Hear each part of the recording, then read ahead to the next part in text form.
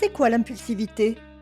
On peut dire que cela correspond à une difficulté à se contrôler avec une tendance à des mots ou des actes réactifs, rapides, soudains qui se déclenchent en dehors du contrôle de la volonté. En bref, c'est plus fort que nous. On parle d'actions impulsives qui se déclenchent en une fraction de seconde. On parle aussi de décision impulsive qui est plus longue mais va très vite aussi. On se décide sans réfléchir. En règle générale, face à une situation, on réfléchit un temps et on agit. Lorsqu'on a un haut niveau d'impulsivité, arrive la situation et hop, la réaction. La pensée est court-circuitée. Une grande impulsivité est souvent associée à une difficulté de planification mentale, c'est-à-dire à faire des plans d'action étape par étape, avec méthode et persévérance, et anticiper et prendre en compte les conséquences de ses actes. On a souvent une image négative des personnes impulsives. Pourtant, l'impulsivité en soi n'est pas négative, au contraire, c'est aussi une qualité. En effet, si tu as un haut niveau d'impulsivité, on peut parier que tu es réactif, créatif, curieux, entreprenant, combatif. Mais si l'on ne gère pas son impulsivité, on va rencontrer des problèmes. L'impulsivité devient problématique quand elle est excessive, qu'on ne sait pas la gérer et que du coup, on en vit toutes les conséquences négatives. Alors, cette impulsivité nous envahit, nous isole et effraie les personnes qui nous entourent. Elle nous fait souffrir ainsi que notre entourage. Les autres s'éloignent de nous. On peut prendre des risques excessifs, avoir des consommations abusives et des addictions, des problèmes d'argent et de dettes. On est souvent pris dans des conflits et des bagarres. Et surtout, il ne faut pas que notre impulsivité nous amène à ne plus tenir compte du respect des besoins ou des positions des autres. Il n'est parfois pas facile d'identifier soi-même que l'on a un haut niveau d'impulsivité. Pourquoi? Parce qu'on a toujours été comme ça.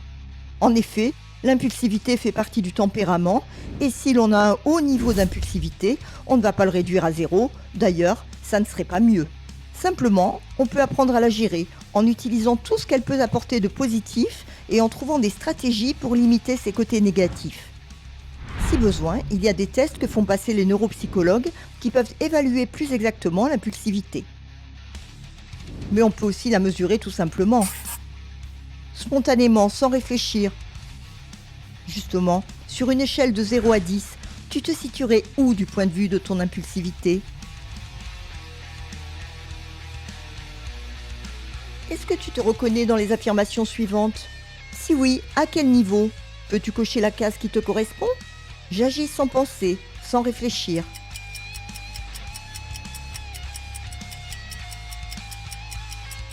Il ne faut pas me chercher, je pars au quart de tour.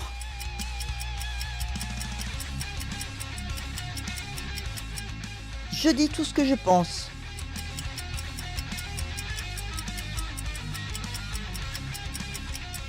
Dès que j'ai de l'argent, je le dépense de suite.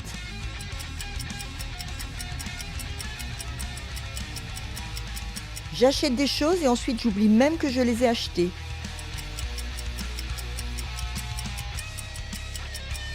Dès que je m'énerve, je casse du mobilier, je tape dans les murs.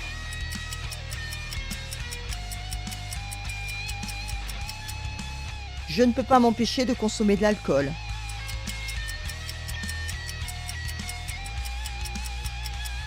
Je ne peux pas m'empêcher de manger sans limite.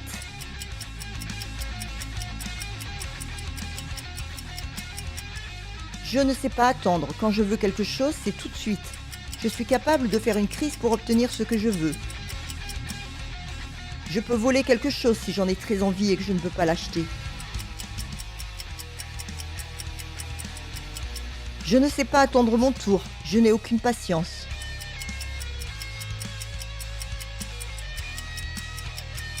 Je peux être violent physiquement.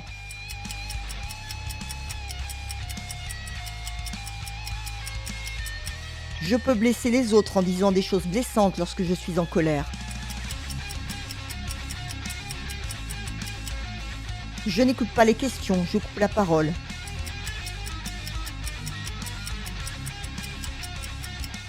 Je n'arrive pas à garder un secret.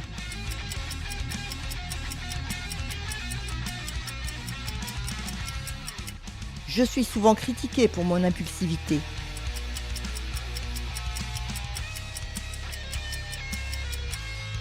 Je suis capable de faire une crise pour obtenir ce que je veux.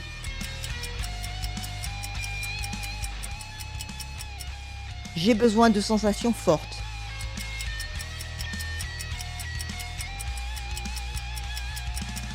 Je ne supporte pas l'ennui.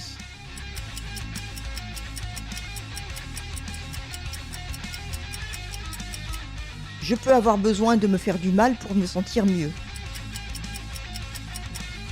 On va faire une petite pause pour que tu puisses calculer tes résultats.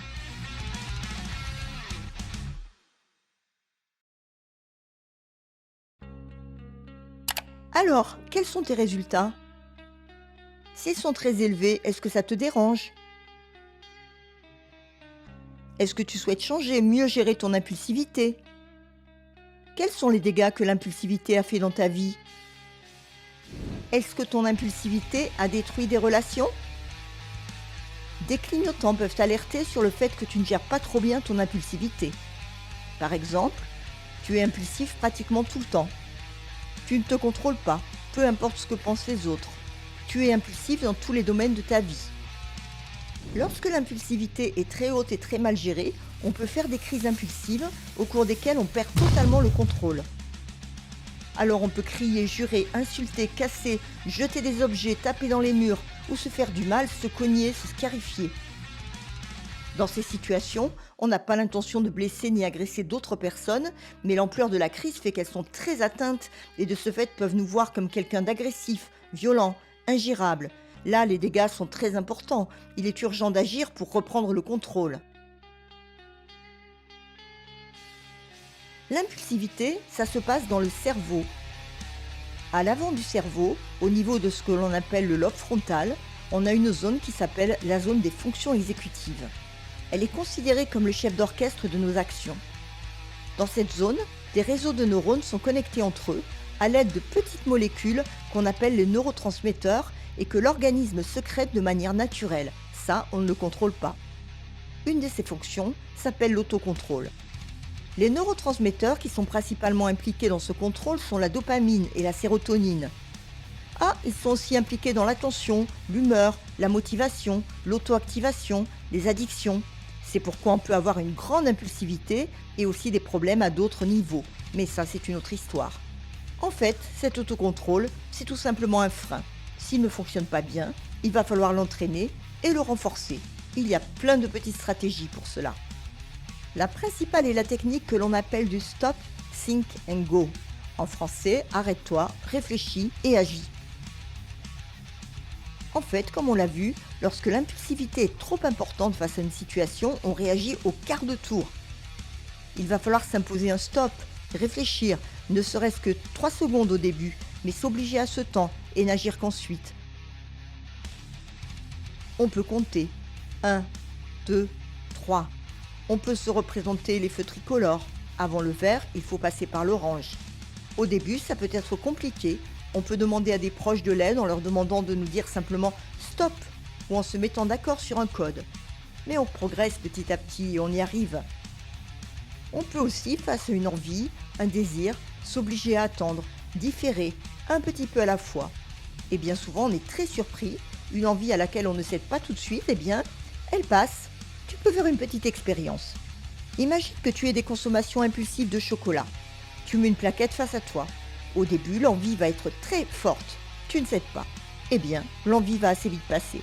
Bon, ça ne marche pas forcément tout de suite, et parfois l'impulsion est plus forte, mais ça ne coûte rien d'essayer, et c'est avec plusieurs stratégies que l'on va réussir à reprendre le contrôle.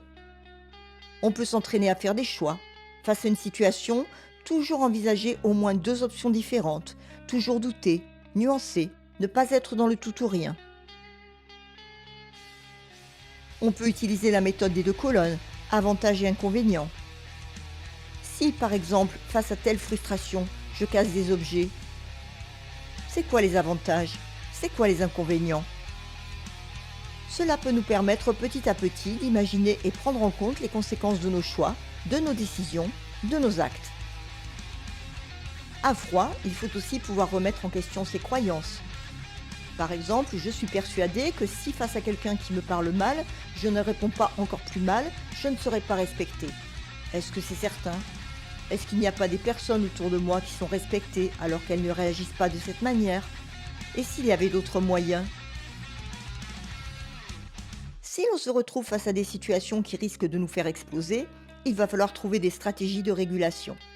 Ça peut être se retirer, aller respirer, penser à autre chose, quelque chose de plaisant. Certaines personnes vont avoir besoin d'utiliser des outils comme la relaxation, la méditation, le temps calme. Pour d'autres, ce sera plutôt aller courir, dehors, se dépenser, voire crier bien fort.